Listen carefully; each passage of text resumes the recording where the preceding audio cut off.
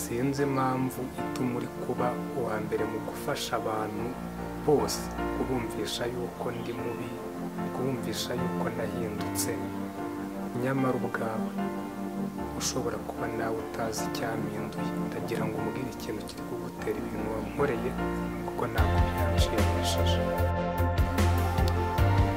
Mugenzi wanjye, inshuti yanjye, ubwawe uzi uburyo usigaye witwara butari bwiza. Inshuti zawe zose ziri kugenda zigucikaho, ziri kugenda zibaza inzira urimo, ziri kugenda zibaza icyaguteye guhinduka. Reba nawe uwo musatsi wawe uburyo umeze, reba uburyo usigaye warigize, wabaye nk'ikirara, wabaye nk'umunyamahanga. Ntabwo nzi ikintu cyaguteye gutyo. Nabajijwe ibibazo byinshi n'inshuti zawe, ariko nanjye ngeze aho mbona yuko wahindutse. Ibyo bintu ntabwo binshimishije. Bari gufata umwanya ubwawe ukabanza ukaza ukanyegera ukamenya ikintu cyatumye kiraho bino bintu, niba ari byo byakugaragarije cyangwa byagaragarije inshuti zanjye ko nahindutse. Ariko se reka mubaze, urabizi neza yuko nahindutse? Ibyo uvuga ubwira abantu kuri njyewe urabizi neza yuko ari by'100%. Ese uzi igituma ibi ngibi narabikoze? Uzi igituma meze gutya? Nshobora kuba ntazi igituma imera gutyo, ariko ibyo ari byo byose bigaragarira amaso nawe watekereza uri umuntu. Kubera yuko uko nkubona mbibona kuri benshi banywa amatabi, uko nkubona mbibona kuri benshi b'abasinzi, uko nkubona ubona kuri benshi b'ibirara cyane nzi, kandi batadukorera ibintu bishimishije muri sosiyete nyarwanda. Uko nkubona birahagije kugira ngo uburyo nagutekerejeho n'uburyo nakuvuze mu nshuti zawe bibe bihamanyije n'ukuri kw'ibyo uri gukora cyangwa uburyo ugaragara. Mu byo nakubajije byose nta na kimwe wari wansubiza. Nakubajije ngo urabizi neza 100% yuko koko nahindutse? Ariko se mugenzi wanjye,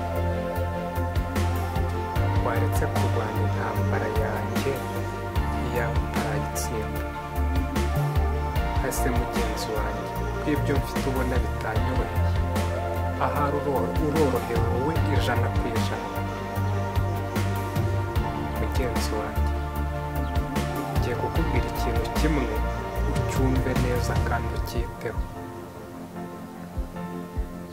Kuki ushimishwa no koza igikombe inyuma kandi imbere gisa nabi? Ariko burya ngiye nakabaye wowe, nakogeje igikombe imbere, inyuma niyo umuntu yakibona cyanduye, hari igihe yaba ari akazinga kagiyeho umuntu akagakuraho, ariko ikirimo imbere kikavamo ari cyiza. Umbabarire cyane, ariko se ngo nk'ukuri kugaragaza yuko kuko inshuti zawe uko sosiyete kubona atari guteye, usibye yuko ngewe uburyo umeze birambangamiye. Ntabwo nshimishijwe no kuba ndi kumwe n'inshuti imeze nkawe. Untera ipfunwe iyo nkubonye, untera impungenge iyo nkubonye. Niyo mpamvu nahisemo kurema izindi nshuti. Uransekeje cyane. None se kuri kumbaza hakabaye warambajije neza ku inshuti yanjye nziza? Kuki ushaka kumbaza uko meze? Ni ikimenyetso kigaragaza yuko nawe ibyo wavuze utabizi.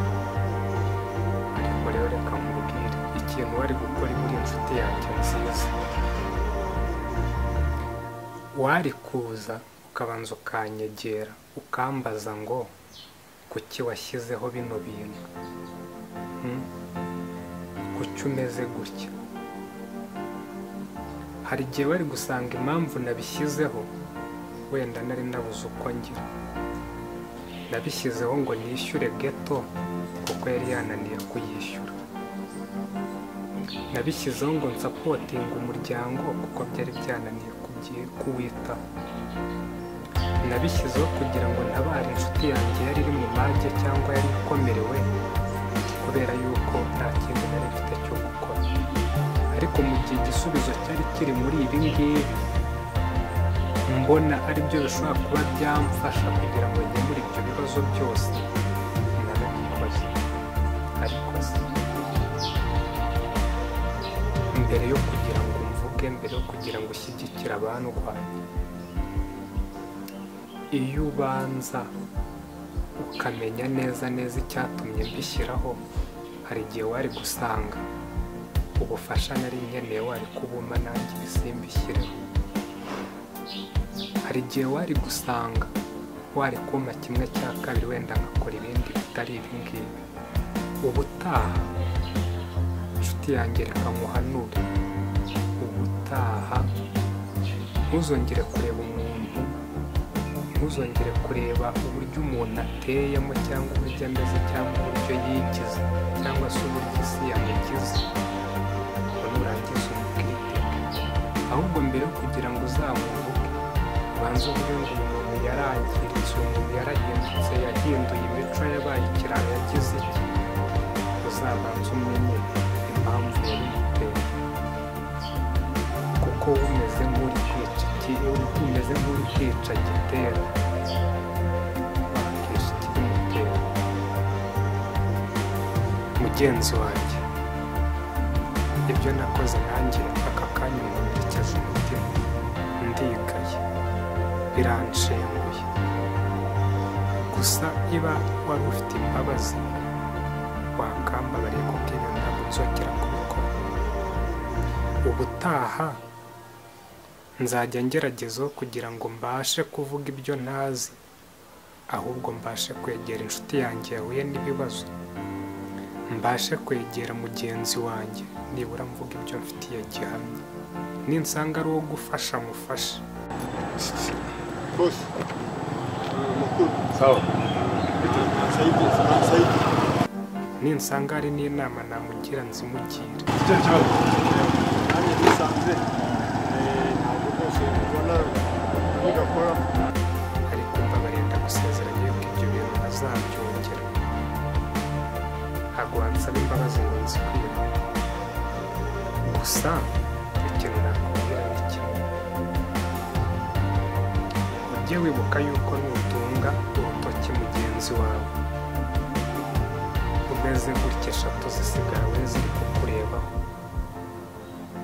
nujya gutokora agatokorwa kari mu jisho rya mugenzi wawe, uzabanza urebe hari igihe wasanga wowe ufite umugogo uri mu ryawe. Noneho ukabona gutokora umuntu umaze kumenya yuko wowe utatokora. Ariko icyiza, ntawakwanga, ntawe utakwishimira yuko igikombe cye uko cyaba cyogeje imbere ari nako cyaba cyogeje inyuma. Ariko kenshi na kenshi usanga iyi si turimo